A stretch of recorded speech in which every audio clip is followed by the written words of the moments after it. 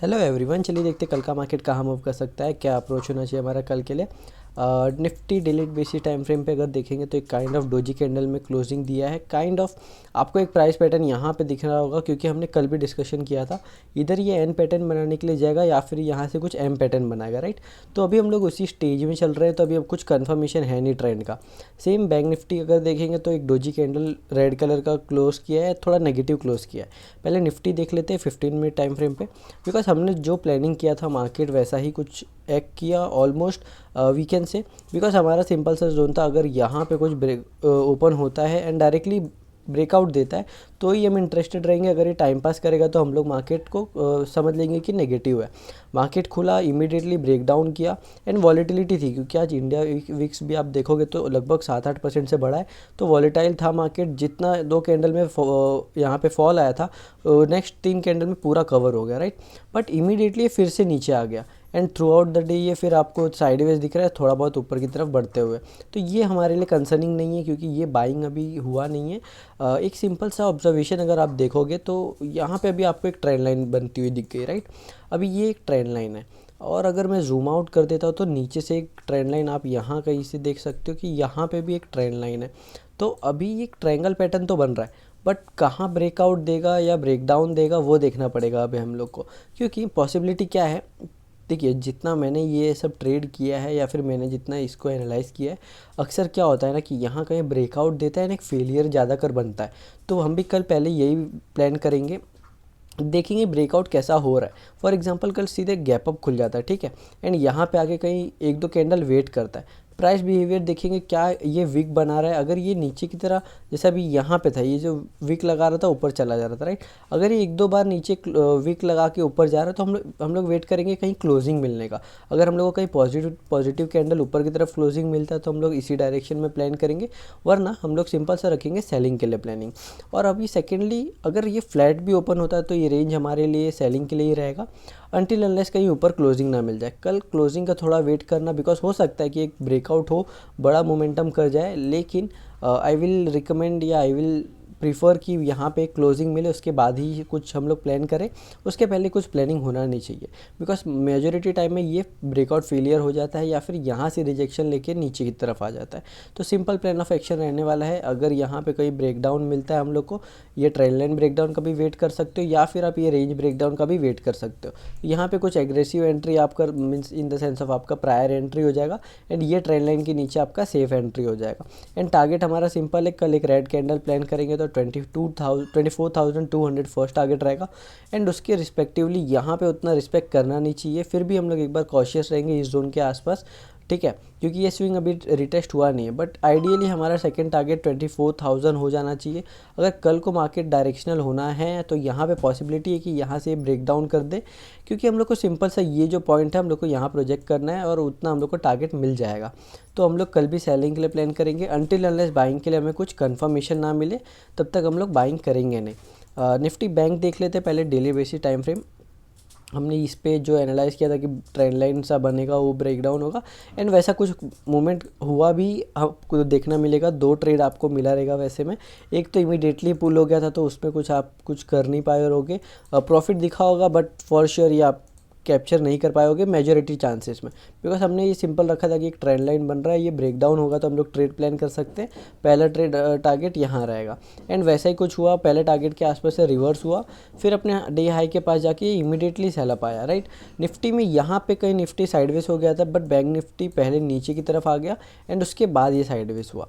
तो current level पे bank Nifty U turn type बना रहा है, बट स्टिल जो रेंज अभी तक हम लोग को कल का मिला था वो रेंज अभी तक सही तरीके से ब्रेकआउट या ब्रेकडाउन हुआ नहीं है। तो हम लोग ये रेंज के लिए प्लान करेंगे, अगर गैप अप खुलता है तो ये रेंज का ब्रेकआउट या फिर इसका ब्रेकडाउन, यही हमारा सिंपल सा प्लानिंग होना चाहिए।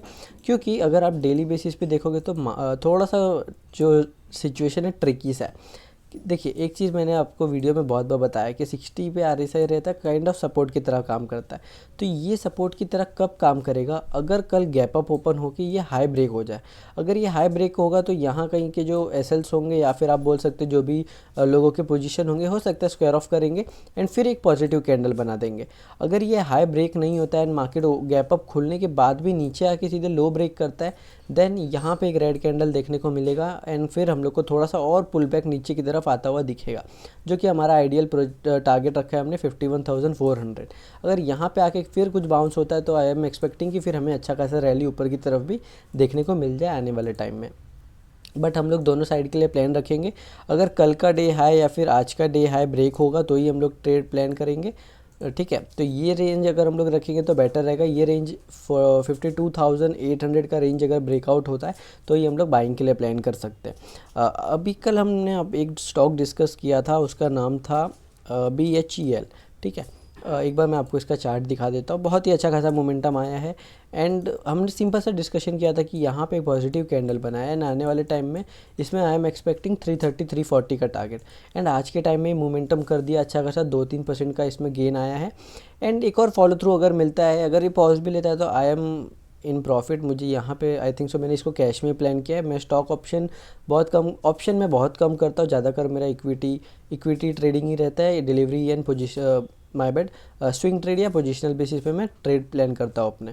सेकेंडली यहाँ पे मेरा टारगेट लगभग हिट हो जाएगा अगर ये 10-15 पॉइंट ऊपर और निकलता है, बिकॉज अभी वीकली कैंडल इसका बहुत अच्छा है। यहाँ पे आपको ब्रेकआउट दिख रहा होगा, ठीक है। ये ब्रेकआउट हो चुका है यहाँ पे, अच्छा खासा मैं एक्सपेक्ट कर रहा हूँ कि यहाँ से 30-40 रुपये का मूव आ जाए। तो उसमें 20 रुपये के आसपास हमने कैप्चर कर लिया और 10-15 का मूव बाकी है। 2 स्टॉक है, आप इसको ट्रैक कर सकते हो बिकॉज ये FNO में भी है। अगर आप फ्यूचर में ट्रेड करते हो तो आप इस पर थोड़ा ध्यान दे सकते हो। स्टॉक का नाम है ज्योति लैब। सिंपल सा आपको दिख रहा होगा कि रेजिस्टेंस का ब्रेकआउट हुआ है एंड बहुत अच्छा खासा कैंडल क्लोज हुआ है। आज मैंने इसको जब पिक किया तो ये 480 पे ही था अराउंड, इस पर एक डोजी कैंडल सा दिख रहा था एंड उसके बाद अच्छा खासा 10 रुपये का मूव आया है।